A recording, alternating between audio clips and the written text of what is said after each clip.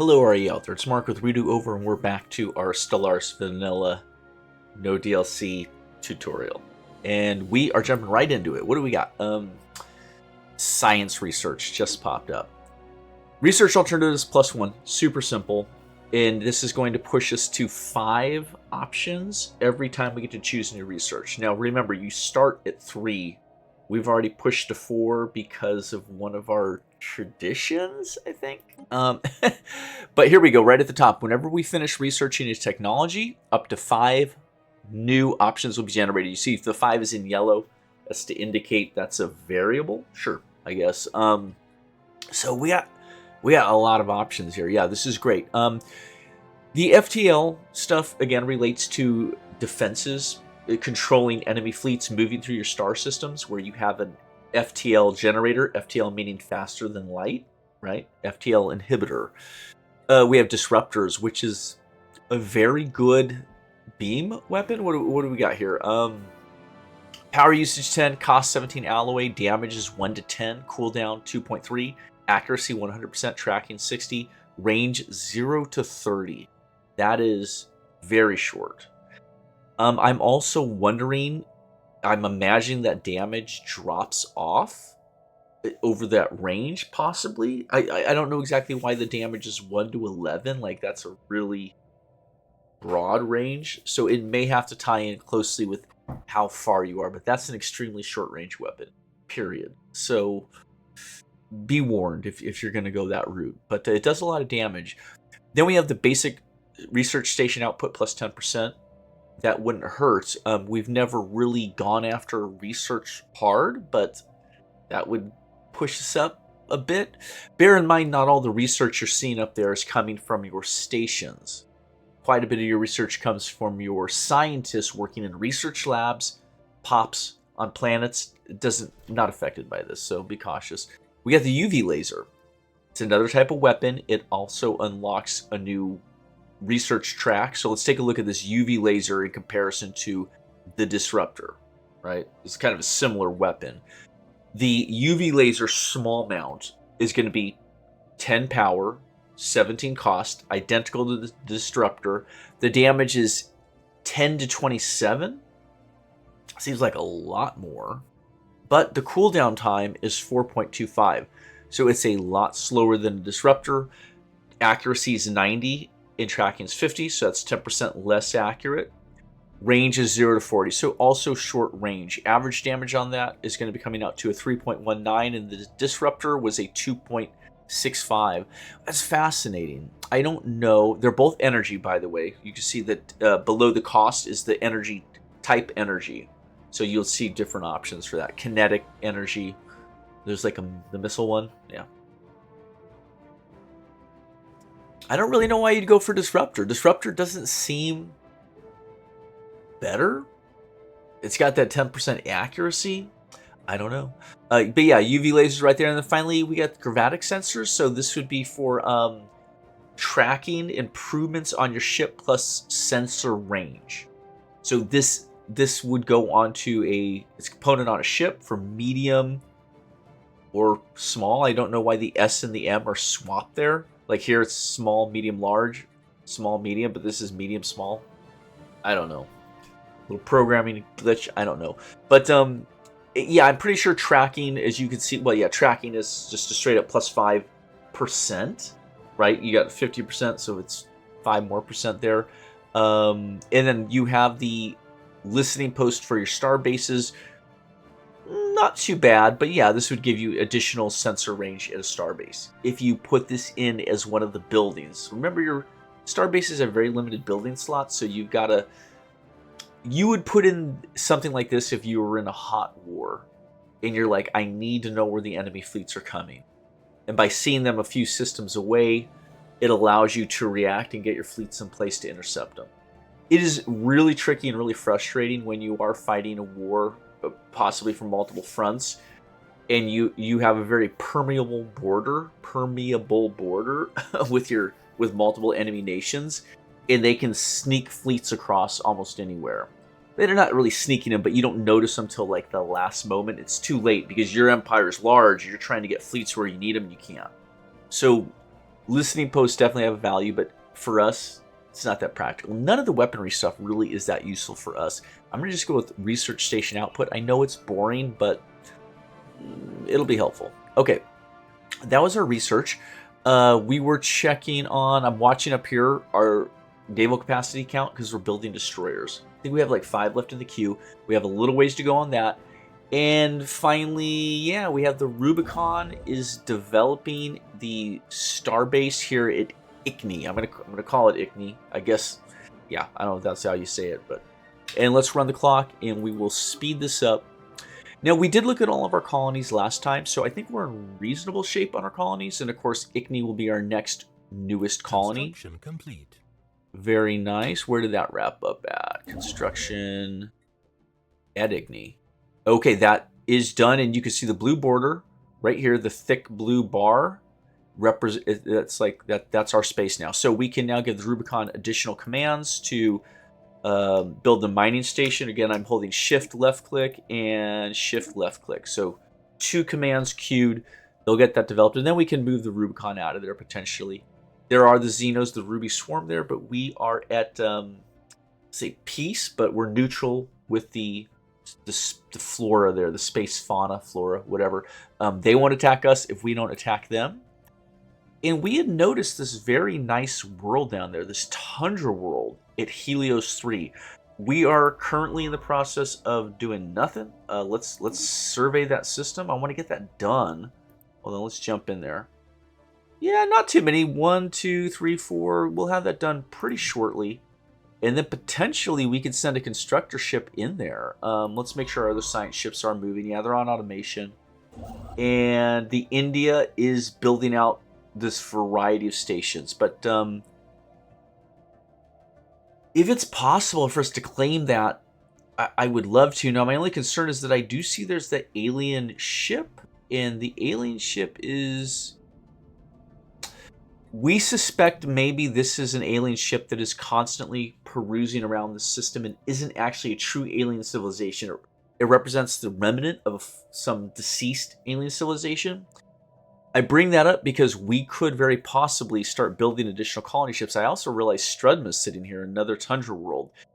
The reason these popped up as available to us is because they're... You can see where it says Tundra World, 11, 85% Nat Fancan. If you recall, the Nat Fancan just on our last playthrough reached out to us for Science Treaty, Trade Treaty, and Migration Treaty. That's why we can get these done. It's not that I just missed these great worlds for, years of gameplay, but there you go. So the trick is the Nat Fancan can break their Migration Treaty with us at any time they want. So when you get the ability, when you gain access to a new civilization, a new phenotype, whatever, it's advisable to build those colony ships immediately, because you select the species that's going to go on the colony ship when you add them to the queue. So this is a little hot tip. Even if the Xeno species breaks the migration treaty, if you've already queued your colony ships, you're good to go. So I'm seeing a 3rd colony right here at Romston, also Nat Fatcan. I mean, it didn't even occur to me to check last time, but yeah, this is it. We want to build 3 colony ships right now. We also know what worlds we want these colony ships to go to. There's no question about it. So here's what we're going to do. We have enough food, enough consumer goods, and enough alloys to do this. So we're going to click on Romston, the planet. This is it. Weak magnetic field. We're going to hit colonize, and we will choose right there. Nat Fancan coming at 80%. You can see the other species we have access to are at 30, 20, and 10. Whew. Here we go. Build it. Okay. That is done. So when that ship is done building, it's going to automatically go and colonize Romston for us. Super simple. No sweat off our back. Let's do the same for Strudma right here. Boom, there's the Nat Fancan. Boom, 85%. And this has stratospheric vents. Very interesting. A little boost of science. And high quality minerals for a big boost of minerals. If we turn it into a mining world. That's done. And they should be queuing these at our various shipyards. Or maybe the nearest shipyard. I'm not... I don't exactly know. Let's see. What do we got here? Colony ship. in the destroyer with the colony ship in the queue. So that's a little ways to go there at the Zvox station. But yes, we will get that. Now, can I do this for Helios? I can't, because we don't have it in our control. You can see this is grayed out. Can only colonize planets inside your borders. But what we could do is go to the nearest station. Lishval does in fact have a shipyard, and it's relatively close. And let's grab a colony ship. There's a lot of C's there. Corvettes, construction ships, colony ships. And there we go. Nat Fan can right there.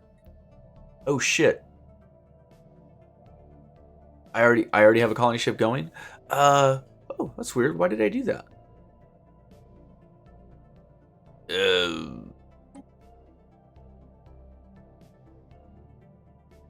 Bear with me. I'm just triple, double, triple. Maybe I had already made that colony ship for Strudma. Shit.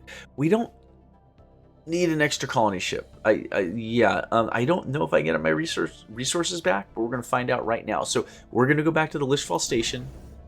No, that is correct. I'm so sorry. Hold on, I need coffee. Why are there 2 colony ships there? Because well, I'm glad I didn't cancel that. Because when we clicked on Strudma and hit auto colonize, it sent the order to Lishval, and then the second ship is for this potentially habitable planet down here at Helios 3, I guess. So we're fine. We do need all 3 of those. We should have 3 colony ships being built for the 3 of them. That's awesome. Let's run the clock forward. Research complete. Hold on, let's pull up this communication. Mistaken identification. We're having setbacks trying to get access to the Fawn language. Unfortunate error. -2 insight. We'll continue on. Ragmilla is working on that. 42 days. So she'll have more status shortly. And we have another research popping up. Planetary build speed. Now, this is not for colony development speed. This is for building buildings or districts on a established colony. So this is good. This is a big help. And many of those buildings we work on take 300, 400, 500 days. So when you're cutting off 25% from that, it's saving you 100 days a pop, just approximately. So yeah, it's not insignificant. Let's choose a new research though. Again, we have 5 options plus whatever technologies we've been sitting on here. So there's good stuff here. Destroyer hull points. That just means that your base destroyer is a bit tougher than before for the same price, essentially. So it's just a nice upgrade. Starholds. That's a very nice one. This is the upgrade to the common starbase we're doing. It's the next step up. And then I think it goes to like Citadel, and maybe there's one more above that. You got the coil gun technology. Let's just compare this.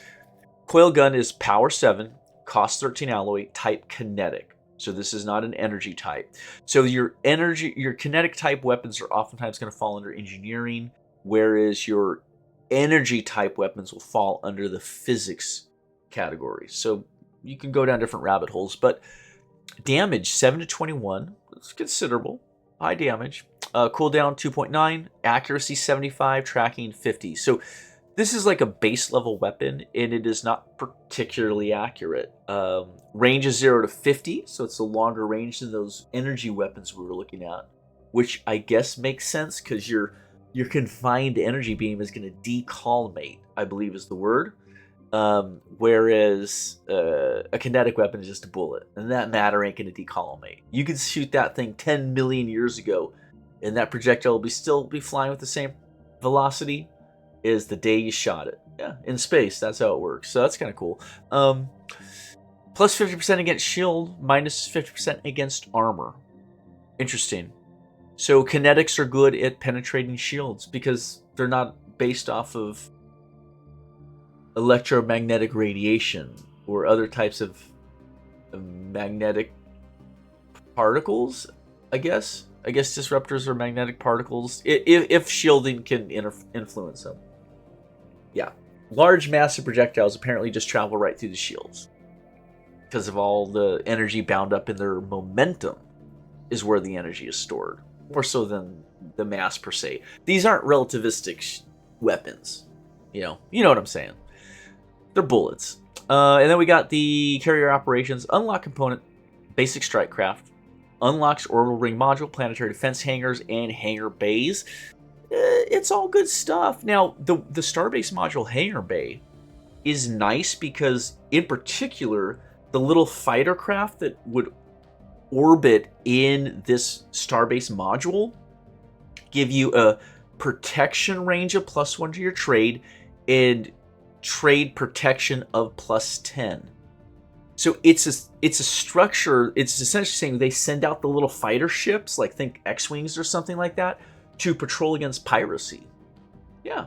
So if you know you have a route that is being pestered by pirates, you go to the star bases along that route and you add in a hangar bay or two, and you're going to get more protection, more trade protection, meaning you can pass more trade through without attracting piracy, and it improves the range of the protection by +1. So you could, because could you do multiple modules to multiple buildings? Yeah, you could do multiple modules. Buildings on star bases, you can only have one of each building, okay? But modules, you can have multiples. So if you were to do the shipyard, you can have 3 shipyard modules and be working on 3 destroyers at a time. All the progress bars are going at once. It's pretty cool. But in this case, yeah, you could stack multiple hangar bays, and you could put your protection range out to +3, +5 with massive trade protection gaps. So that's really where you use that. But then also it does. Do hangar bay fighters fight when the starbase is attacked? They must, right? I mean, I see defensive platform cap is +1. That's kind of a roundabout way of adding defense.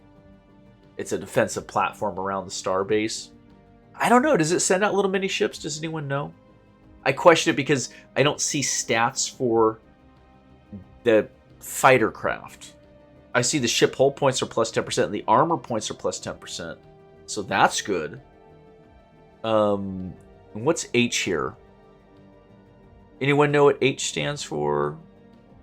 I don't. H for hangar? Okay. Oh, this is it. This is the weapon. Oh, very cool. I never noticed this. Here we go. Basic strike craft. Power usage 34. Cost 68. So it is taking power off the ship this is attached to. Yeah, I mean the ship or probably the starbase. Either way, because I think starbases also have energy consumption. I'm not 100% sure. Although you can design your ships, you can design your defensive platforms, you cannot design the weapon loadout and the auxiliary loadout for starbases that I am aware of. But let's keep reading here. Type is a strike craft versus kinetic or energy type, right? Units 8, okay, and you get an additional half a unit per day. Is that right? I don't know, but it's like it's pumping them out one every 2 days. It launches a strike craft. Damage is 4 to 10. Cooldown 2.3. Accuracy 100%. Tracking 80. Extremely accurate weapons because it is a person in the cockpit flying this thing right up onto a target. Range 10. Extremely short range, but it makes sense. It's a freaking fighter. It's a fighter craft. Engagement range 125. I'm guessing that means how close the enemy missile ship or fighter craft have to get before the fighters launch. And then they physically travel. I'm sure if you slowed down the game clock and zoomed in a battle, you could probably see little tiny specks flying around from your bigger ships, I would guess. Hull point 7, shields 15, evasion 65, speed 600, average damage 24.34. That is considerable. Also note the +100 shield penetration and +50 armor damage. Whew. These things are made to cut ships up. Cut shit up. And they will engage preferentially, I believe, other strike craft, torpedoes and missiles. I think they can act as a type of flak, right? Missile defense, I think. And then, of course, they're going to go after the ships. So I believe there's a little bit of logic to how it works. Okay. That's cool. That's really cool. I mean, it's essentially like a little smart missile. It has hull points and shield points, so they can be destroyed, but it's making a flying weapon. Sends it out there, makes a flying weapon, sends it out there, makes a flying weapon, sends it out there. I guess. Actually kind of like it. However, there's a synthetic crystal plant. Ugh. This is one we want. If we get this building, it means that we'll never have a shortage of rare crystals, because as we develop buildings and technologies that need rare crystals, we can build the synthetic crystal plant on the planets we need them on, getting translucer jobs. So I am going to go for this. This is a rare thing that when you need it, you can't make up for it, right? Strike craft, there's other ways to do damage and fight wars, but we want the synthetic crystal. We got a ways to go on that. It's expensive, but yeah, there we go. Run the clock forward. I hope the survey's going well here. The other thing to keep an eye on is we're sending the Marco Polo way down here to check out this system. The one thing we got to be careful of, though, is I wonder if that beautiful Gaia world is protected by some horrible Xenos. Situation log updated. Because the Nat Fan haven't claimed it yet. But we got a couple things just popped up here. We have Birth of the Galactic Market. Oh, that went through. That was a unanimous agreement at the Senate there. Here we go. De facto galactic trade, unbound by the performance of international diplomacy, has existed since we first discovered that we were not alone in the universe. As new borders are discovered and old ones redrawn across the galaxy, galactic leaders agree that it is time to legitimize this commercial forum so that all may benefit. In the coming years, independent traders and government agencies will be looking to establish a quasi-centralized hub for galactic commerce. We should surely benefit where this hub is to fall within the human space. So we could choose to promote one of our worlds for this purpose. So it unlocks a decision. Decisions lie under each individual colony or planet. We'll take a look at that. Nominate for a galactic market hub. Begin the founding of the galactic market event chain. Understood. We've paused the clock here. So that was the resolution that we just passed. We just read it and we surveyed the system. Let's look at the system real quick. Holy sh! Oh, look at the debris. This is Hylos. Yes, the Hylos is the one that has the weird little alien craft, and that is the debris around this wrecked system. That is so cool, folks. All right. Now that we have that done, though, I want to claim it right away. Hold on. I'm going to pull off the India. Yeah. I'm going to rip the India out of there, folks. I do not want to wait. I want to make sure our other science ships are doing their jobs. No orders here. Let's get the Darwin back onto full automation. We'll start with them. And yeah. I don't think there's any race there. Now, I'm just trying to think. I don't want to lose that system. I don't think I can lose this system. I don't think there's any way the Juvens can claim it before us. Right? They don't have any constructors out here. Just science ships. Okay. We'll let the India finish its work. Then we'll claim the system. I'm getting the yips. I want that real bad. Oh, God. The only reason I just said yips is because I pay attention to political shit. It's not political. Sorry. Take that word out of my mouth. We're not talking politics on this channel. Aside from our love of destroying Xenos and fascism. Yeah, because it's a space battle game. That's what you're supposed to do. All right. Where's the Adriatic? Oh, yeah, they're just sitting here at Parnassus. We have headroom. We have enough for 2 system claims. Let's do it. Yeah, let's... They're just sitting there. Let's grab it. We'll grab Parnassus right now.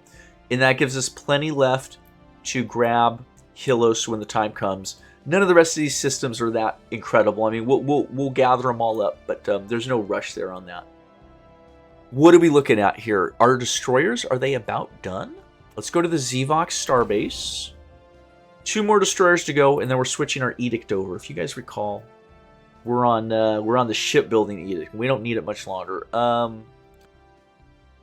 We were going to nominate a planet for the galactic market. I see the little yellow dot up here, right there. Situation log. Fawns, precursors, founding the galactic market. The establishment of the International Commercial Forum is nigh, and whomever controls the centralized exchange the station stands to benefit. Yeah, essentially, if we can get the galactic market on one of our planets, there's only going to be one galactic market in the galaxy, but you'll get benefits to market rates. You'll essentially get a better rate on the market. It's good. It adds up, folks. Okay. Let's I haven't looked at this in forever here. Automatic trades, we're buying consumer goods, we're buying alloys. That's all fine. I mean, we have so much energy. It's good to buy stuff. We're selling off minerals, which is fine because we make so many. We're selling food. That's not bad. We're at a +10 on food. It's close, we want to keep it close to 0, but that's okay. It's not too overdone. And then we're buying 2 of each of our strategic resources, which is always a good thing. We are stockpiling them. We want to have a few thousand of all the strategic resources, 2,000, 8,000, whatever. You almost can't have too much, but we're well in the positives of all that. So that looks good. The other thing to consider occasionally when you look at the galactic market, before we go and make our bid for the galactic market, is make sure these values aren't fluctuating or climbing too high. So right now, mineral prices are buy at 1, sell at 1/2. It's skewed a little bit. The standard is 1.3 and 0.7 for buy and sell. Usually minerals and food are identical, but we've been fiddling with minerals. If I guess we've been flooding the market, we've been driving the price down. They sell for less, they buy for less. It's okay. We don't care. Consumer goods looks about normal. I think that's the normal range for consumer goods. Essentially twice what minerals and food would go at. Then we have alloys. Alloy costs are up. We drove them up. Not, I think, because we're buying so many on the monthly basis, but because I think we did a massive buyout at one point to burn through a lot of our energy. I think is what we did. Anybody remember? I thought we brought a couple thousand alloy. So over time, that price should drop back down, but that's fine. And then here, of course, are the rare resources coming in at 13 and 7, 13 and 7, and 13 and 7. So you can see we're not nudging those at all. And actually, it might be not a bad idea to push all these up by 1.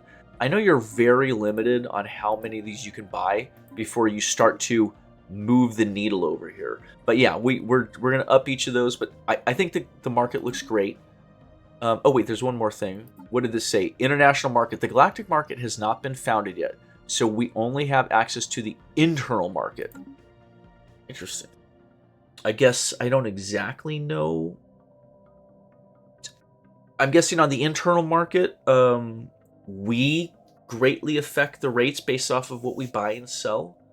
But on the wider galactic market, when it's established, the other Xeno nations' purchases, buying and selling, will affect our rates as well?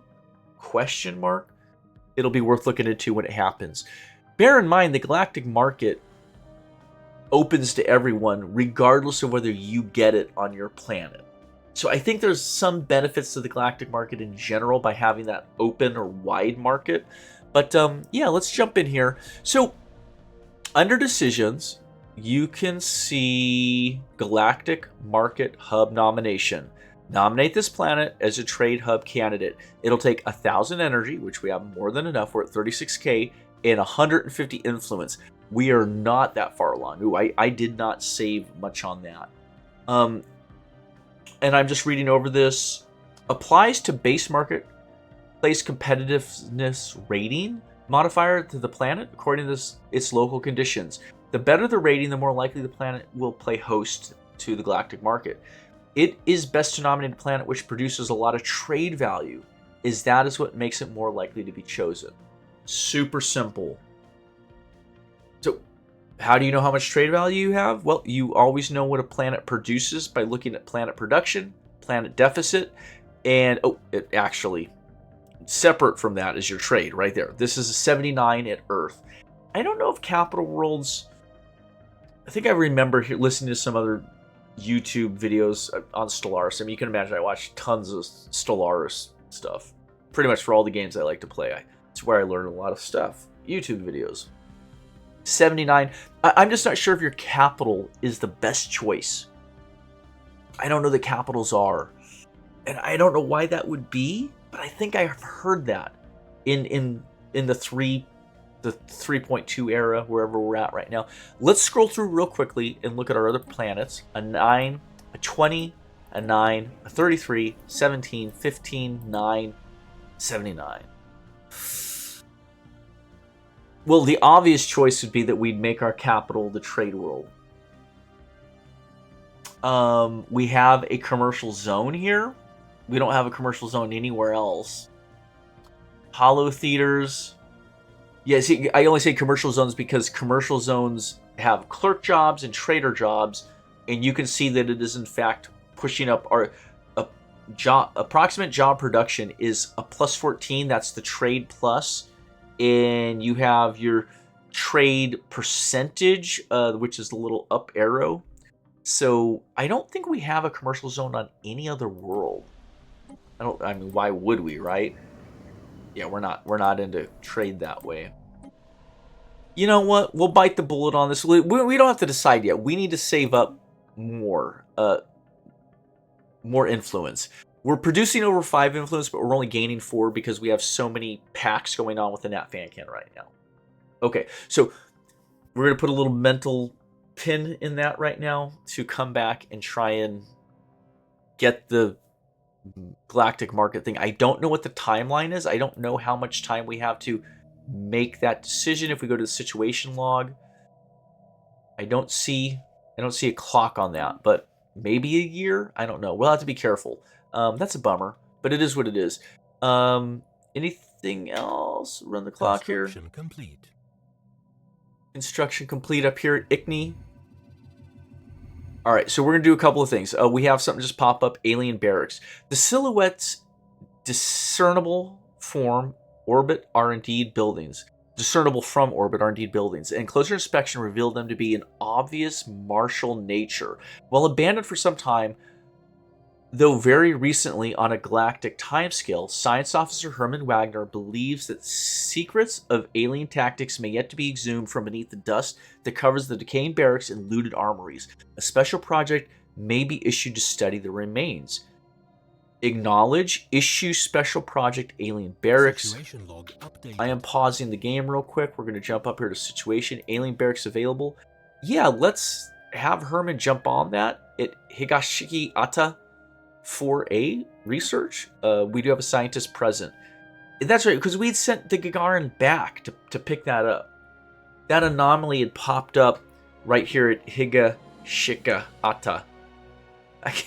Higashiki-ata. There you go. He's going to take care of that. He'll have that done in 60 days, so that's pretty quick. Looking at a couple other things real quick before we get too far ahead of ourselves. Alpine World. Oh, wow. These two planets are both sitting at 65% right now because of Nat Fan Can, if I had to guess. Arctic worlds. Remember, the Nat Fan Can are well suited for tundra worlds, and tundra is one tick away from Arctic, I think.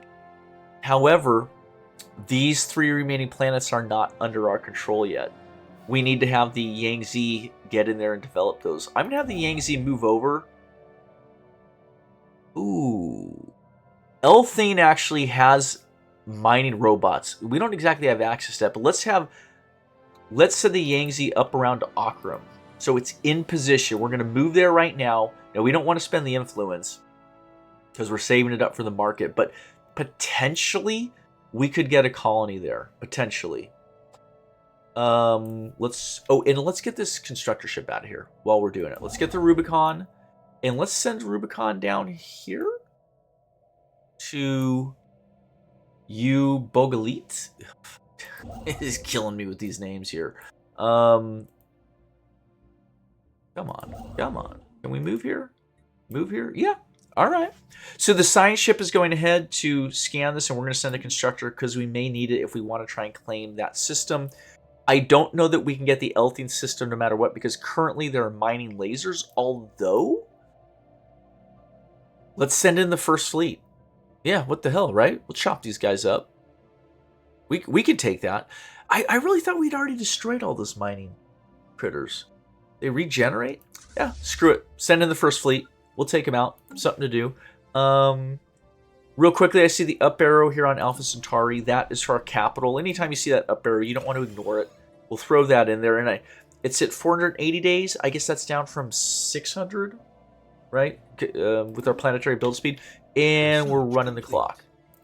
Another research done, and we got some stuff popping up here on the Tianki. Situation log updated. Event chain Tianki graveyard. The actions of the Tianki inhabiting the Tayun Ort system do not match known behavior patterns for their species. While Tianki are usually nomadic, these herds remain stationed around a planet entirely covered by the carcasses of their own dead. It's a graveyard.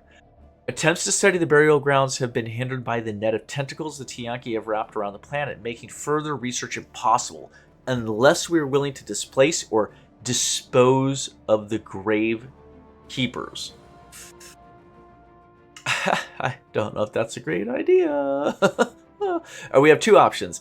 Make them easy prey, eliminate them. Eliminate the Tianki stationed at Tayern Ort to gain access to the burial ground, or displace the gravekeepers without harming them. This is issue special project Tianki lure. Yeah, I want to do that. I'm pausing this real quick. We got a bunch of stuff popping off, but let's jump to the situation log. Tianki graveyard, lure available. We need a construction ship there. Let's jump to, okay, this asteroid specifically. Let's pop out of here. And do we have an extra constructor? Where's our nearest constructor that's not this guy? Yeah, here we go. No, here. The Adriatic's building. So we'll get it done when we have a constructor pop free, but we don't have a free one right now. So it is what it is, but I don't think there's a clock on that. So it can wait. We have a research just popped up. Quantum probes, research station output plus 10%. Yeah, nothing else to that. Now we have colony development speed. Do we want to bite that off? We could. We have a lot of colonies coming up. We actually are building a whole second wave of colonies right now. Advanced research complexes look nice, but it's expensive. Shields wouldn't hurt. Advanced combat roles and cold fusion reactor. Yeah, let's do the colony development speed. We'll have it pretty quick, definitely before we get all this colonies going. So I'm not sure it's the best pick, but it's been floating around for a while. And here we go, tradition pick. We're down to 2 to cap off diplomacy. So diplomatic acceptance plus 5, and envoys improving relations have a 1% chance per month of requiring a favor. And the other option over here is Federation naval capacity contribution plus 100%, border friction minus 25%. Both good. Does either one really matter right now? Let's go with the border friction. Yeah, just want to keep everything well lubricated as far as our allies and us. Is this ship en route to Strudma? Yes, they're going to colonize there. And I believe we have probably wrapped up our destroyers. One destroyer left building. Let's run the clock. Let's get that guy done. Alien barracks. Science officer Herman Wagner's thorough xenohistorical analysis of the military installation at Higashikaata 4A has yielded few tangible results. The base was constructed before the planet turned completely barren, but it's unclear if its current inhospitability was a result of armed conflict or some more peaceful or even natural process. What can be deduced from the strategies and tactics in armed conflict does not seem to have been far in advance of our own. On the upside, science officer Herman Wagner claims to have drawn much inspiration from the alien remnant. Okay, so Herman gains expertise in military theory. This is really good for us because Herman is our chief science counselor. So everything he has expertise in means he can speed those research projects forward even faster. Yeah, so military theory plus 5. And a chance for additional military theory research options improves by 20%. And Herman gains 150 experience. Awesome. I'm going to pause that right now, though, because I want to make sure that wherever Herman's at on the Gagarin, no orders, because he was doing that special project. Now that that's done, though, we want to get him back working again. So we're going to turn everything on, send him out on his merry way to go research some shit. Construction complete at Parnassus? Is it? No, we just claimed it. But we got to build these buildings. So here we go. Build mining stations. They'll be busy with that for a little while. And survey complete. Right down here at Davasa. Very nice. I see 2 space nets there and a ton of minerals. That's another good system. I know we had said we were going to stop expanding to the galactic south, but it just keeps luring me further. Now you'll find why are some of these systems out here on the borders so much better? Not all of them. Like Helios just has 2 research. But what it is that as your science ships and their officers on them get more experienced, their chances of detecting anomalies increases. Which means they're more likely to find these weird little things that can oftentimes improve systems. And I think that's part of the reason why the further you go in the game, the further the clock goes, you'll find better and better, just larger numbers here, more of them. Is kind of in my general experience. Usually you don't find like sweet-ass systems like the Chetra system. You're not going to find something like that right around Earth, or it's super rare. And that's been my general experience. Let's keep going here. We're trying to get this destroyer capped off. There it is. So, we finished building our destroyers for the time being. We want to jump back into our government tab and our edicts tab. Now, it's really easy to forget stuff like this, like switching your edicts as you need them, but if you want to micro and squeeze a little bit more out of your game, it's a good way to do it. But essentially, we don't have any more naval capacity. We could build 1 more destroyer, but we have all the ships we need right now. We were using fleet supremacy for 35 unity out of our piggy bank. And what that was doing was the ship starting experience when it's built is at plus 100. That's really good, and it made the ship build speed additionally at a plus 10% to the speed. But we're done building, so we can turn that off. What I wanted was not encourage map, not map, land of opportunity, immigration pool plus 100%, pop growth from immigration plus 25%. These are big ups. Now this is 70, not 35. It's twice the cost, but we had a little bit of extra headroom. So we're over by a touch, by 24, but we can eat that. And what I'm hoping is because our relations are so good with the Ishtians, the Juvans, and the Nat Fancan, we have migration treaties with all of them, and we're the bigger, more powerful civilization. I think we can draw a lot of people to us. If we look up at our capabilities, we're xenophile, meaning we love Xenos, and we are fanatic egalitarian.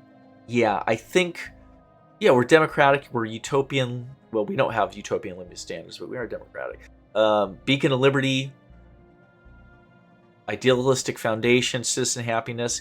Yeah, I think there's a lot of reasons people would want to come and migrate to us. So I believe at this point, everyone can migrate. Let's just do one more thing. Let's go back to our policies and edicts. We want to make sure over here, diplomatic stance, expansionist, isolationist, cooperative, belligerent. Expansionist, we might as well look at this real quick. Output build cost is at minus 10%. Colony development speed plus 15. Yeah, we are expanding. Border friction plus 100. What would cooperative get us?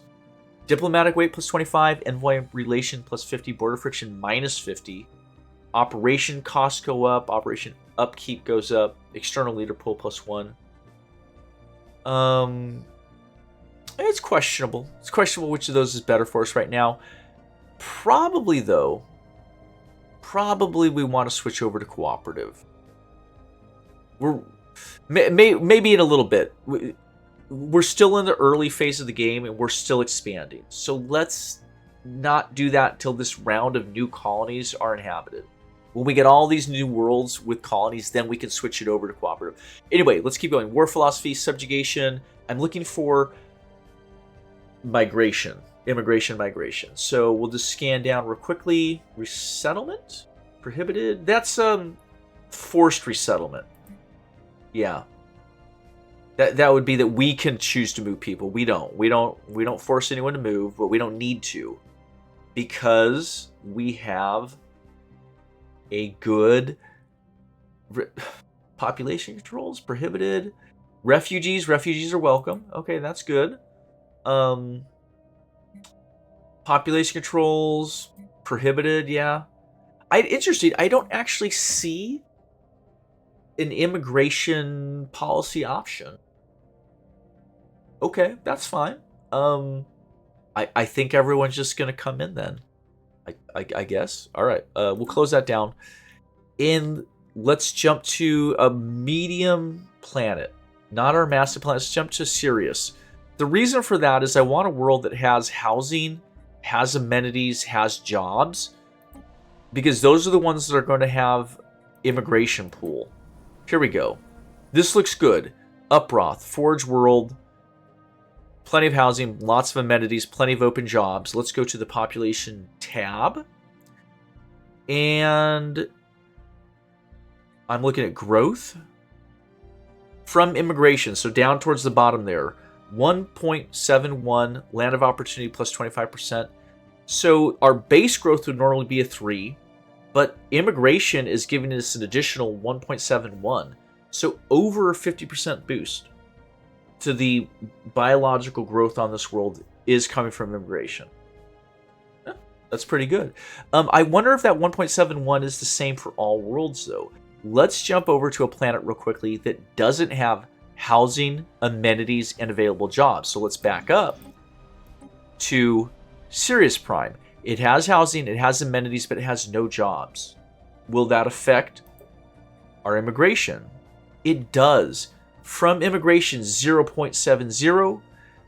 That's coming plus 15% nomadic land of opportunity. But yeah, I would guess if we got a job here, which we need, we could push this up. So let's jump back to Earth real quick. We got to run through, as always. We got to do this every now and again. We need jobs. Planetary capital is running right now. But can we get more mining jobs? Let's see. Do we have any? No mining technologies here, which is fine. But yeah, let's get another mining district into queue after that. That'll fix that up. Sirius, same issue. No jobs. We need... Ooh, we're out of generator districts. Fascinating. Can we clear any of these? No. See, so you could see we're getting to the place where we may need to start clearing blockers. Because you could see some of these worlds are getting kind of maximally developed. Although there are districts left, there's headroom, we can't access those without clearing these blockers. It's a bummer. What else can we do with the building, though, right now? We want more jobs. What would be useful? We're pretty good on our strategic resources. We have a lot of pluses on all of those, so I don't want to go crazy on a chemical plant. Anything that would help out with generation? No, not particularly. You can see here, chemical plants, exotic refineries are buildings that are available. This is not a research world. I'm not worried about the commercial zone. Gene clinics would improve population growth rate and habitability and give us a little more amenities. It's not bad. We could do that. Hollow theaters would get us a lot more amenities and a little bit of unity. And then over here, administrative office. How about the Autochthon Monument? The Autochthon Monument is pretty useful to us at this point because every time we get an ascension perk, each one of these yields an additional unity, and we're closing in on our 4th ascension pick, so that bonus is going to get better the further we get into the game. So it may be worth putting one of those in. Beyond which the culture workers yield lots of unity, and what do we get out of it? Pop housing usage reduction, pop upkeep reduction, government ethics attraction. Yeah, what the heck? Throw it out there. Okay, next planet. Where are we doing on time? 48 minutes, perfect.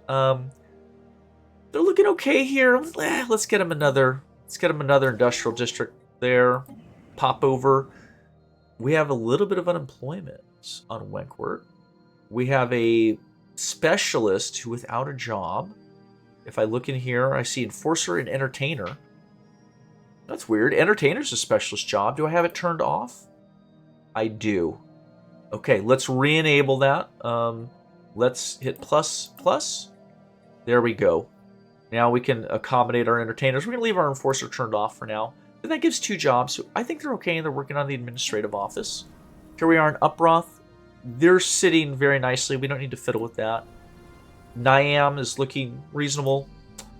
Lishfal, reasonable. back to Earth. Okay, so we've looked at all of our planets. Our colony ship is nearly at Ichni. Let's run that clock forward. System survey complete. Research complete. Oh boy, we got all sorts of stuff going on here. We got combat going on right here against these horrible Xenos, and we might take out this mining operation here. Let's watch this battle real quick. There you go. And we took out that station, so this system's been cleared. We are going to send the first fleet back for repairs. Geez, they didn't even get damaged. Are you kidding me? Holy cows. We're sending them back to Stratal. Do we have a science ship to grab the debris? Is there space debris? Yes. Limited amount of time to grab that up. Where is our nearest science ship? There is not one anywhere close by. If you look, all of our science ships are down here doing this research. We have Herman on the Gagarin. How quickly can Herman get back up here? If we switch him over, research project there, how long is that going to take? Is it not telling me? Oh, 950 days. Herman can get there in 950 days, but here's what we need to find out. We click in here. Situation log. It should give us a time on this, folks. You see the little timing symbol? Yeah, it times out in 1790 days, so he can do it. So Herman is going to go grab that. Yeah, I think that's fine. I mean, listen, that's a really long way to go, but I'd rather get the technology than let it slip away. And then, of course, we have our little constructor ship. We'll actually send him off to Elthing. We want to get those planets, if you recall. But we're trying to save up first for the market bid. We're closing in. Here's some technology. Uplift, finally done. So, yeah, we can try and uplift some Xenos. We're going to talk about that on our next video, though. I think we're probably going to wrap up. This is a good point. I actually have a board game session. I'm actually going to play board games in real life, which is also something I do. Folks, not only can you play strategy games and make YouTube videos as a nerd, you can role play online, you can role play in person, and you can play board games in person. I do it all. Yeah, it's a great life. Real quickly though, species modification points +2. That's not bad. We can literally get some bonuses. Genetic modification is unlocked. Self-modification unlocked. I really like that. It's a pathway to other biological technologies. We have a blocker, crypto revitalization center. That's essentially just your next level of medical center, which isn't bad. It gives you more habitability, more pop growth. It's actually really good. You can see there the little guy with the umbrella. That's habitability is to +10%. So just by putting that building on a planet, the planets we're looking at, they're Arctic, that are 65% habitability. You put this building on there, it's now to 75 for the Nat Fan Can.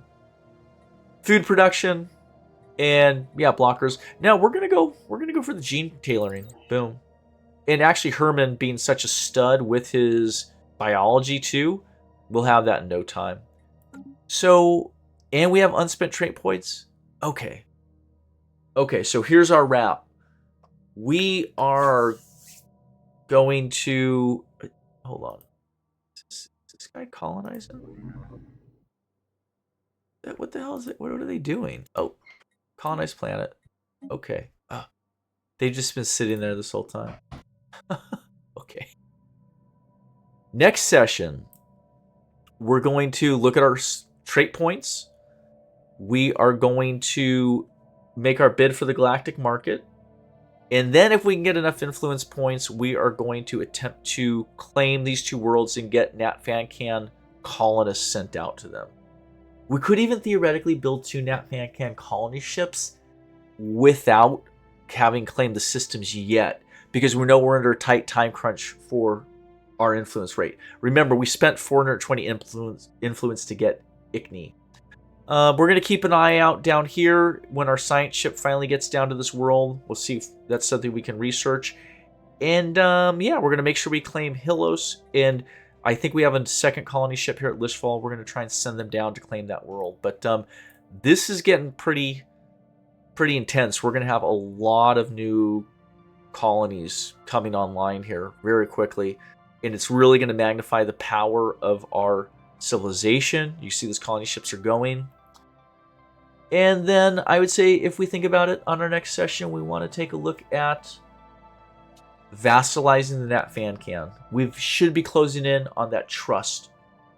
And they would be the final species to vassalize, provided there's not a species hiding down here. That's it for now. Take care, folks. I'll see you on the next one.